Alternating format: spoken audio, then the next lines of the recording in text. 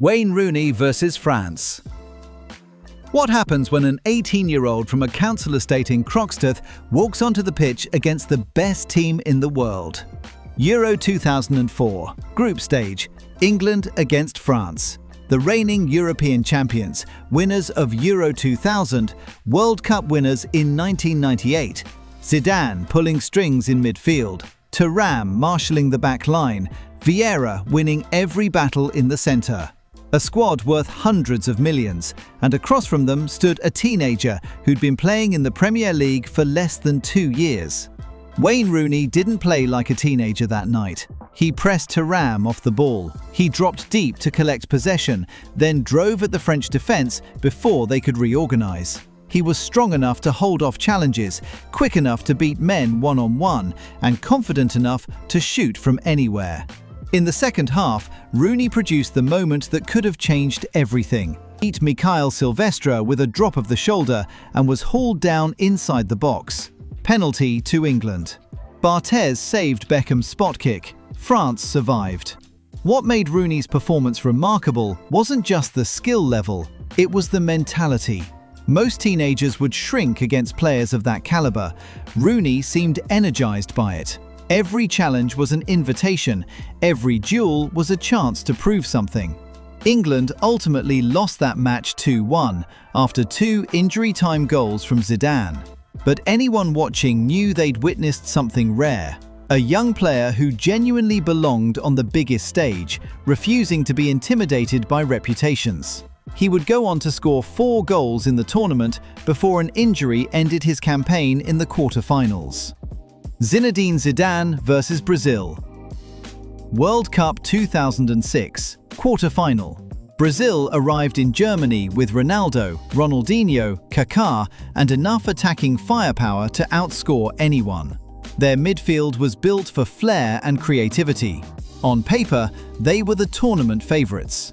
Zidane had other ideas. At 34, playing in what would be his final World Cup, the Frenchman delivered a masterclass in controlling a football match. He didn't run past players. He didn't need to. Everything happened at his tempo, on his terms. His first touch killed the ball dead every time. His passing was surgical, finding teammates from everywhere. But what stood out most was how he manipulated Brazil's midfield simply by existing. They couldn't press him because he'd already released the ball. They couldn't mark him because he kept drifting into pockets they hadn't covered. France won 1-0. Thierry Henry scored the goal. But everyone knew who'd really beaten Brazil that night. It was football intelligence at its peak, a player seeing the game 3 moves ahead of everyone else and executing his vision perfectly. Steven Gerrard versus AC Milan. Champions League Final 2004, Istanbul. At half-time, Liverpool were 3-0 down. Maldini had scored inside the first minute. Crespo had added 2 more.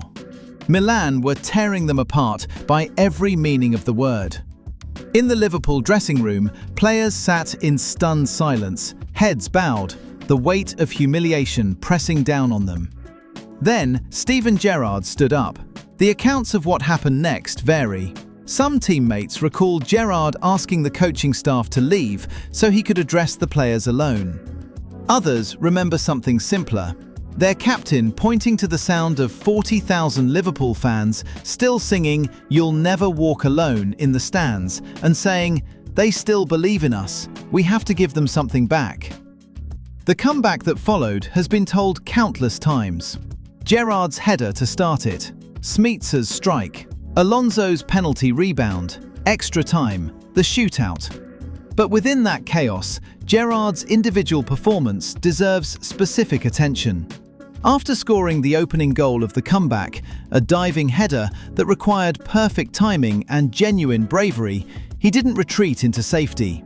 He kept driving forward, kept demanding the ball, kept making Liverpool believe.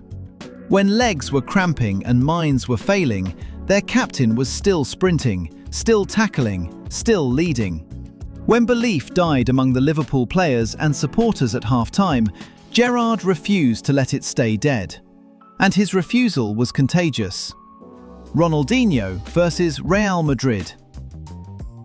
November 19, 2005, Santiago Bernabeu. Barcelona arrived at Real Madrid's fortress with their Brazilian maestro in sparkling form. What followed was one of the most remarkable individual performances ever seen in El Clasico. Ronaldinho scored twice. That fact alone would make it memorable. But it was the manner of the goals, the audacity of his play throughout, that elevated this into something legendary. His first came just before the hour mark.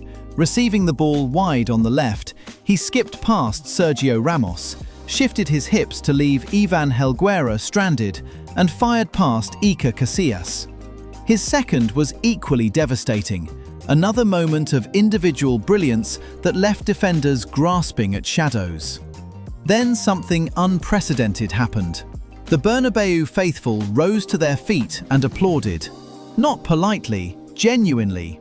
Real Madrid's notoriously demanding supporters giving a standing ovation to an opposition player who had just embarrassed their team.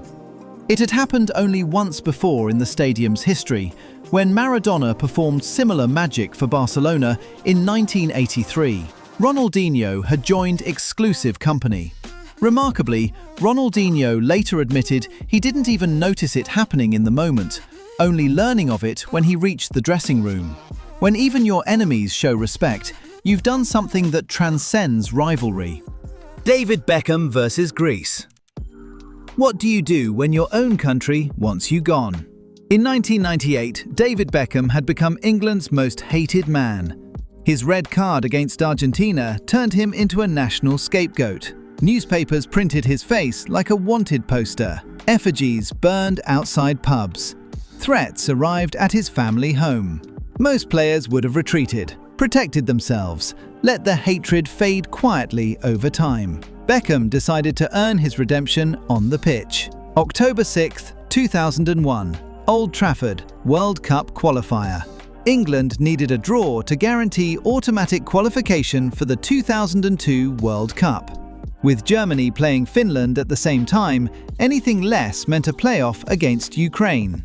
Greece led 2-1 going into stoppage time.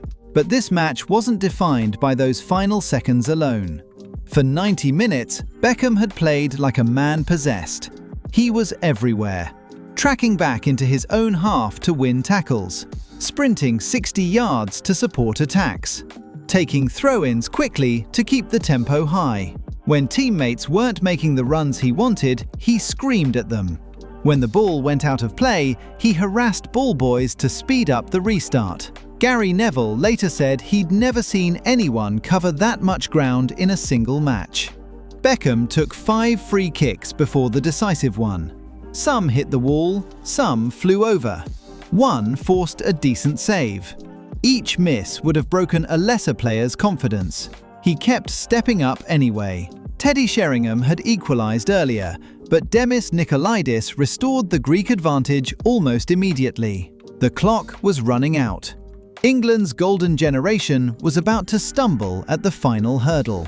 Then, in the 93rd minute, England won a free kick about 30 yards out. His 6th attempt of the afternoon. By any logical measure, this wasn't the moment for another shot. The previous 5 hadn't worked. The angle was difficult. The wall was set. He struck it anyway.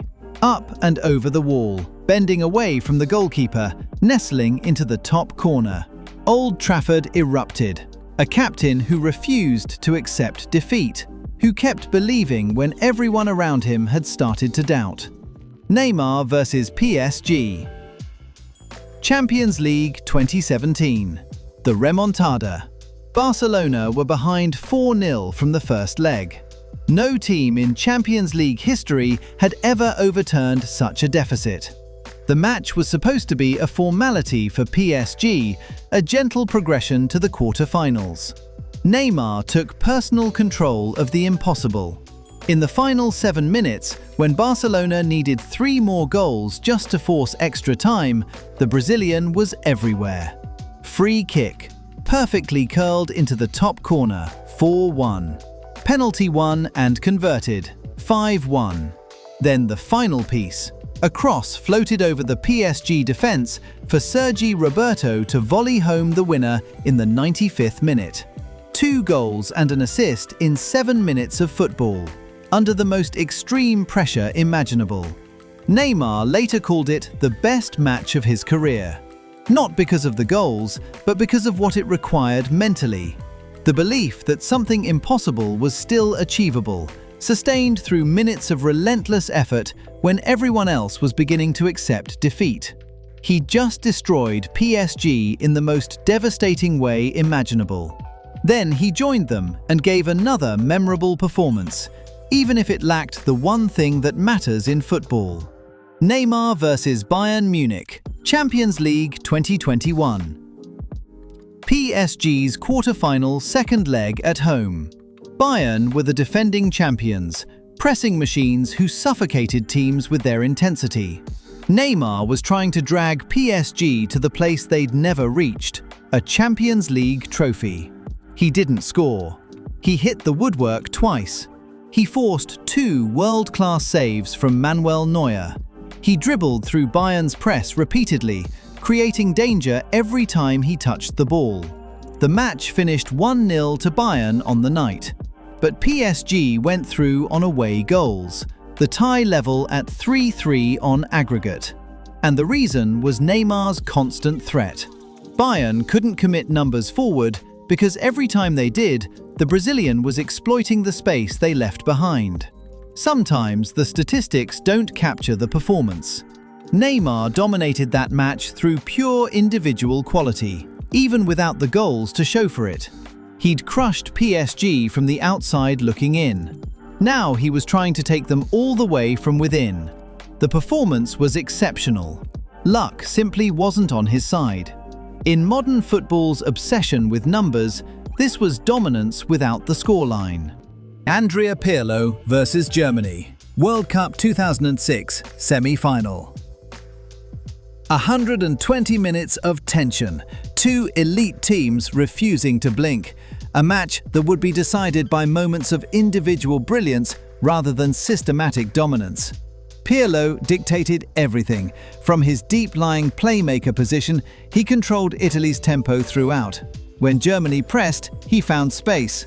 When they sat back, he picked passes that stretched their defensive shape. The entire match flowed through his boots, but his defining contribution came in extra time, with the score still level and penalties looming.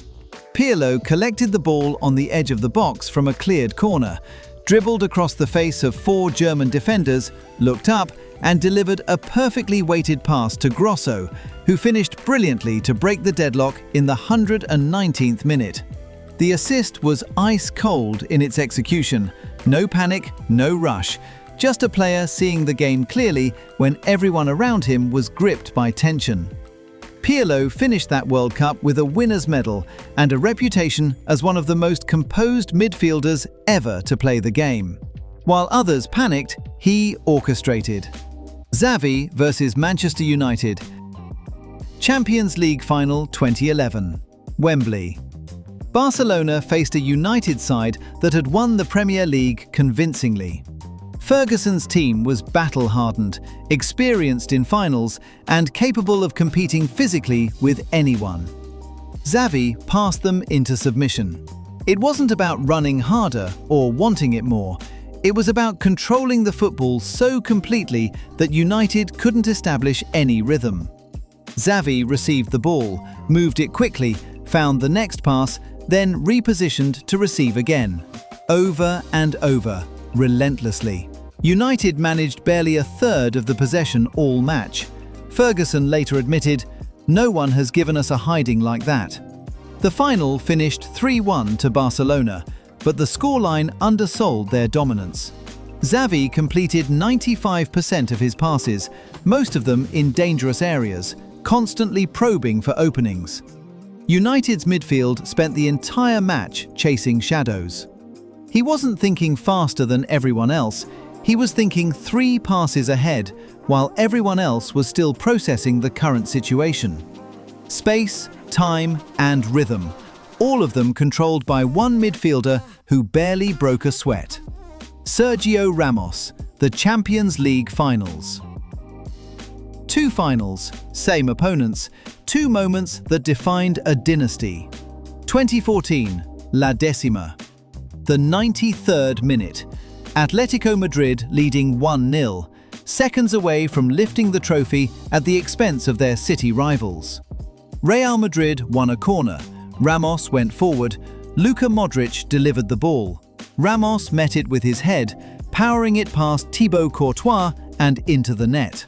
Atletico collapsed in extra time. Real Madrid won 4-1 and claimed La Décima, their 10th European Cup, ending a 12-year wait that had haunted the club. Angel Di Maria was named UEFA's official man of the match, but Ramos won the fans' man of the match for his last gasp heroics. He later chose to wear the number 93 shirt at Monterrey to honor that single moment. 2016, the repeat. Same opponents, same stage, different script. This time, Ramos struck first. In the 15th minute, Toni Kroos sent a free kick into Atletico's penalty box. Gareth Bale flicked it on. In the subsequent scramble, Ramos touched the ball past Jan Oblak to give Real Madrid the lead. Atletico equalized through Yannick Carrasco in the 79th minute, but Madrid held firm through extra time and won on penalties.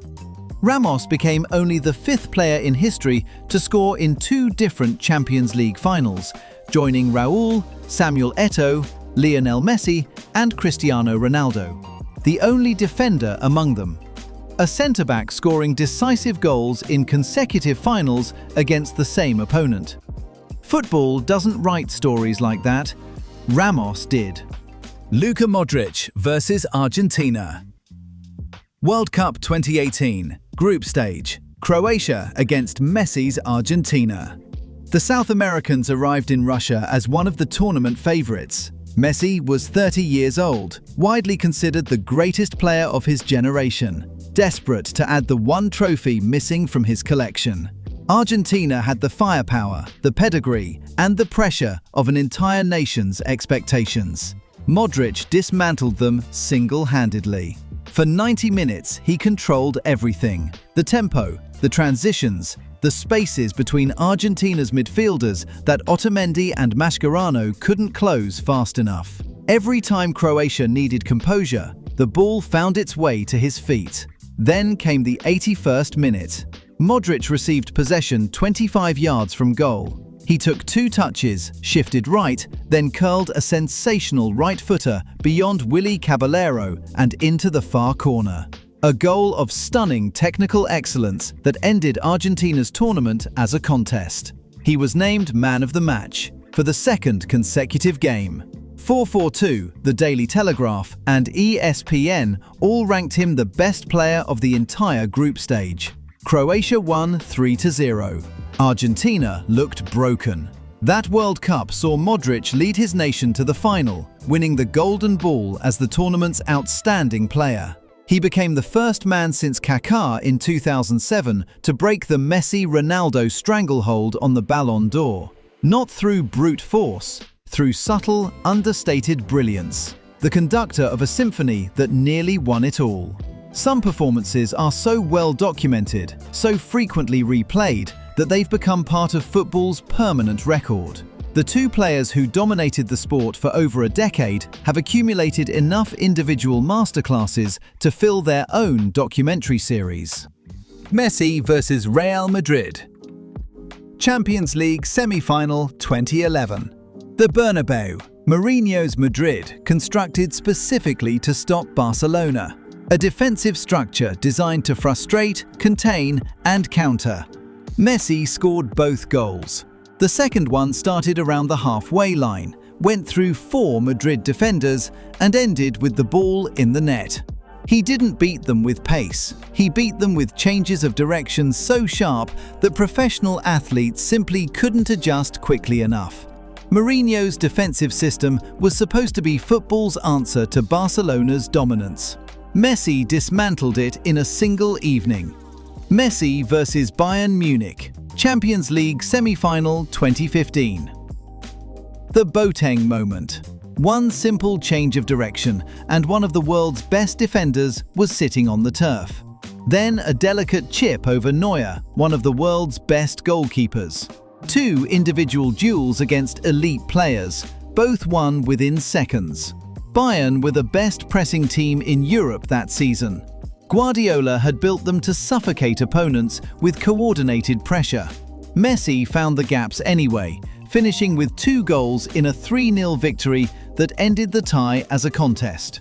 Messi versus Arsenal, Champions League quarter-final 2010.